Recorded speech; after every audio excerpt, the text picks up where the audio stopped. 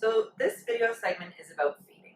Regardless of whether your baby is breast or bottle feeding or doing a combination of both, and depending on the gestational age of your baby, babies cannot go more than 4 hours between feeding. However, in many cases are going home, especially from the NICU, on an every 3 hour schedule. So regardless of the method of feeding, you count the time from when you start the feeding. So whether it's bottle, breast, or however long it takes for the feeding to start and finish, you count that time from the beginning. So baby starts eating at 12 and finishes at 12:45. The next feed, if the baby's feeding every 3 hours, should still be at 3 o'clock. And if feeding every 4 hours, should be no later than 4 o'clock.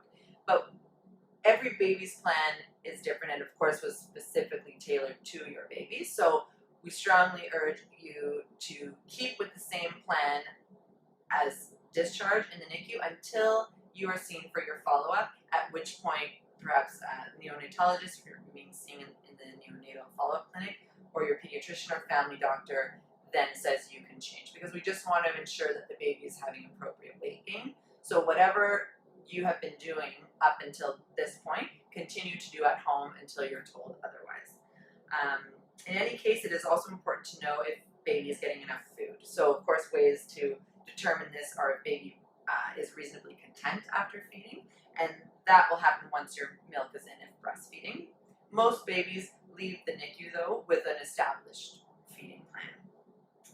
Another way to know is if baby's having enough wet and dirty diapers, which is discussed in the baby behavior video segment. If baby's mouth is moist, and if baby regains birth weight by 2 to 3 weeks of age. There is a separate video segment provided by the lactation consultant on breastfeeding, and the remainder of this segment refers to bottle feeding, specifically with formula. So you have either made the informed decision to formula feed, or some babies may require the temporary addition of formula for medical reasons. So whichever that is, this segment will refer to that. So it is important, like I said, to continue the feeding plan established by you and the team until seen by the doctor.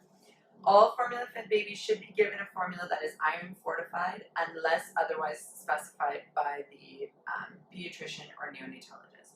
There are several different types of formula and varieties in which you can purchase them. But the most important thing is that you prepare the formula according to the specific manufacturer directions, because you want to avoid over or under dilution. Measure formula and boiled water accurately, and wash all parts of the feeding system in warm soapy water, rinse well, and then place in a rolling boiled water for at least 2 minutes to adequately sterilize. So you want to sterilize all bottles, nipples, rings, and caps before preparing any formula. They also suggest that you mix formula in a glass measuring cup for accurate measuring, and to use glass bottles or bottles that have been labeled BPA free. If you're warming a bottle, you can hold the bottle under warm running water, or place in a bowl of warm water, or in a bottle warmer, but to never use a microwave, as it can cause hot spots and burn the baby, and it can also affect the nutrients and perhaps change baby's electrolytes, etc. So it's very, very important always to follow the manufacturer directions and avoid microwaving. If you have to cool down the formula, if you've warmed it too much, you just hold it under cool water before feeding, but always test it on your hand before giving it to the baby. Only warm the amount of formula you think that you will use, because once it's warmed, you can't reuse it. You also can't reuse formula that's touched baby's lips because it can introduce bacteria. Liquid concentrate or ready-to-serve formula can be opened and stored in the fridge for 48 hours. But again, refer to the manufacturer guidelines for powdered formula in terms of how long it can stay after being prepared if you're preparing ahead of time. You also always want to use water that's been sterilized when preparing formula or mixing formula. And again, to just keep the same feeding schedule and amounts as in the NICU until baby is seen for follow-up.